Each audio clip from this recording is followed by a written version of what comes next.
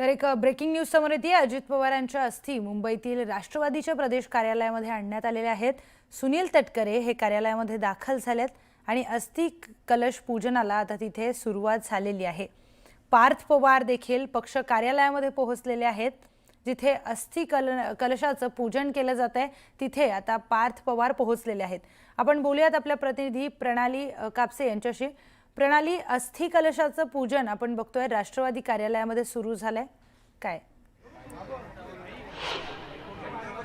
राष्ट्रवादीच्या पक्ष कार्यालयामध्ये आज सकाळी अजित पवार यांच्या अस्थींचा कलश आणण्यात आलेले आहेत आणि त्या अस्थींच्या कलशाचं पूजन या ठिकाणी सुरू झालेलं आहे। राष्ट्रवादीचे सगळे प्रमुख पदाधिकारी या ठिकाणी उपस्थित झालेले आहे। विशेषतः मुंबईचे सगळे पदाधिकारी या ठिकाणी उपस्थित आहेत आणि या ठिकाणी शास्त्रशुद्ध पद्धतीनं अस्थी कलशांचं पूजन केलं जातं। जवळपास 40 अस्थी कलश जे आहेत ते आणण्यात आलेले आहेत आणि ते वेगवेगळ्या वॉर्डांमध्ये नेले जाणार आहेत, जिथं पक्ष कार्यालये छोटी छोटी आहेत त्या ठिकाणी असं कळत आहे, किंवा राज्याच्या सगळ्याच इतर भागांमध्ये ते नेलं जाईल असं दिसतं आहे आणि त्यानंतर त्यांचं विसर्जन केलं जाईल। तुर्तास असं दिसून येत आहे की या ठिकाणी पक्ष कार्यालय हे मंत्रालयाच्या समोरचं जे राष्ट्रवादीचं प्रमुख पक्ष कार्यालय त्या ठिकाणी हे सगळे 40 अस्थी कलश आणण्यात आलेले आहेत। प्रदेशाध्यक्ष सुनील तटकरे या ठिकाणी उपस्थित झालेले आणि त्यांच्या उपस्थितीमध्ये या अस्थी कलशांचं पूजन सुरू झालेलं आहे। अगदी काही वेळांपूर्वी पार्थ पवार हे सुद्धा या ठिकाणी पोहोचलेले आहे। खरं तर काल